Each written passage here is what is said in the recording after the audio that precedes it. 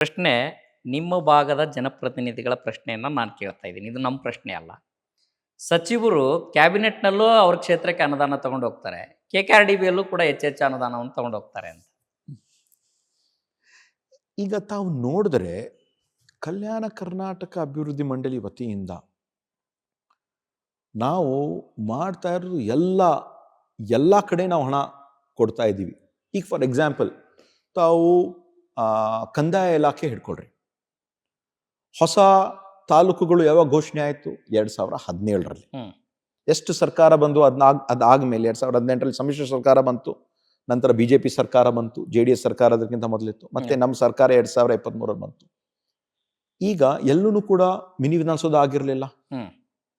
ಜನರದ್ದು ಅದೇ ಬೇಡಿಕೆ. ಹೊಸ ತಾಲೂಕು ಘೋಷಣೆ ಆಗಿದೆ, ಅಧಿಕಾರಿಗಳು ಎಲ್ಲಿ ಕೂತ್ಕೊಳ್ಬೇಕು, ಜನ ಎಲ್ಲಿ ಹೋಗ್ಬೇಕು, ಜನ ಪರದಾಡ್ತಾ ಇದ್ದಾರೆ, ಅದಕ್ಕೆ ಅವಶ್ಯಕತೆ ಇರ್ತಕ್ಕಂಥ ನಮ್ಮ ಸರ್ಕಾರ ಬಂದ ನಂತರ ಕೃಷ್ಣ ಬೈರೇಗೌಡರು ಕಂದಾಯ ಸಚಿವರಾಗಿ ನಾವು ಕಲ್ಯಾಣ ಕರ್ನಾಟಕ ಅಭಿವೃದ್ಧಿ ಮಂಡಳಿ ನಮ್ಮ ಸಹಭಾಗಿತ್ವದಿಂದ ಪ್ರತಿ ಕ್ಷೇತ್ರದಲ್ಲಿ ಯಾವ ಹೊಸ ತಾಲೂಕು ಅಂತ ಘೋಷಣೆ ಆಗಿದೆ ಎಲ್ಲ ಕಡೆ ನಾವು ಮಿನಿ ವಿಧಾನಸೌಧ, ಪ್ರಜಾಸೌಧ ಹೆಸರಿನಲ್ಲಿ ಅನುದಾನ ಬಿಡುಗಡೆ ಮಾಡಿದ್ವಿ. ಅಲ್ಲಿ ನಾವು ಕಾಂಗ್ರೆಸ್, BJP, JDS ಅಂತ ನೋಡಿಲ್ಲ.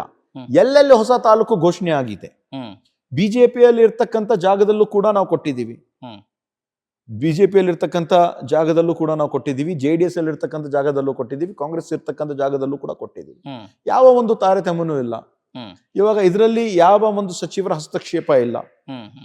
ಇವಾಗ ತಾವು ನೋಡ್ತಕ್ಕಂಥ ಆರೋಗ್ಯ ಇಲಾಖೆಯಲ್ಲಿ ಪ್ರಾಥಮಿಕ ಆರೋಗ್ಯ ಕೇಂದ್ರಗಳು, ಸಮುದಾಯ ಆರೋಗ್ಯ ಕೇಂದ್ರ, ಈ ತರ ಹಲವಾರು ಏನು ಕಟ್ಟಡಗಳು ನಾವು ಏನ್ ಮಾಡ್ತಾ ಇದ್ದೀವಿ, ಎಲ್ಲ ಕ್ಷೇತ್ರದಲ್ಲಿ ಮಾಡ್ತಾ ಇದ್ದೀವಿ.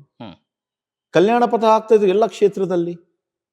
ಅಲ್ಪಸಂಖ್ಯಾತರ ಒಂದು 48 ಕಟ್ಟಡಗಳು ಆಗ್ತಾ ಇದೆ ಎಲ್ಲ ಕ್ಷೇತ್ರದಲ್ಲಿ. ಅಲ್ಲಿ ಕಾಂಗ್ರೆಸ್, BJP, JDS ಅಂತ ನಾವು ನೋಡ್ತಾ ಇಲ್ಲ. ಹಿಂದುಳಿದ ವರ್ಗದ ಇಲಾಖೆಯಿಂದ ಎಲ್ಲ ಕ್ಷೇತ್ರದಲ್ಲಿ ನಾವು ಮಾಡ್ತಾ ಇದ್ದೀವಿ. ಸಣ್ಣ ನೀರಾವರಿ ಇಲಾಖೆಯಿಂದ ಎಲ್ಲ ಕಡೆ ನಾವು ಮಾಡ್ತಾ ಇದ್ದೀವಿ. ಅಲ್ಲ, ಸಚಿವರು ಬಂದು ಅಜಯ್ ಸಿಂಗ್ ಅವ್ರ ಮೇಲೆ ಒತ್ತಡ ಆಗ್ತಾ ಇದ್ದಾರೆ ಅನ್ನೋಂಥದ್ದಿದೆ, ನನ್ನ ಕ್ಷೇತ್ರಕ್ಕೆ ಜಾಸ್ತಿ ದುಡ್ಡು ಕೊಡು ಅಂತ. ಇದು ನಮ್ದು ನಾವು ದುಡ್ಡು ಹಂಚಿಕೆ ಮಾಡೋದು ಡಾಕ್ಟರ್ ನಂಜುಂಡಪ್ಪ ವರದಿ ಪ್ರಕಾರ, ಕಾಂಪ್ರಹೆನ್ಸಿವ್ ಡೆವಲಪ್ಮೆಂಟ್ ಇಂಡೆಕ್ಸ್ ಏನಿದೆ ಅದರ ಪ್ರಕಾರ ಎಷ್ಟೆಷ್ಟು ಯಾವ ಕ್ಷೇತ್ರಕ್ಕೆ ಎಷ್ಟು ದುಡ್ಡು ಹೋಗ್ಬೇಕು ಅಂತ ಮೊದಲೇ ನಿಗದಿತ ಆಗಿದೆ. ಈಗ ಬಹುಶಃ ಮುಂದೆ ಬರ್ತಕ್ಕಂಥ ದಿನಗಳಲ್ಲಿ ಪ್ರೊಫೆಸರ್ M. ಗೋವಿಂದರಾವ್ ಅವರ ಒಂದು ಕಮಿಟಿ ಏನಿದೆ, ಅವ್ರ ರಿಪೋರ್ಟ್ ಸೆಪ್ಟೆಂಬರ್, ಅಕ್ಟೋಬರ್ ಅಲ್ಲಿ ಸಬ್ಮಿಟ್ ಮಾಡ್ತಾರೆ. ನಂತರ ಕೆಲವು ಚೇಂಜಸ್ ಆಗಬಹುದು.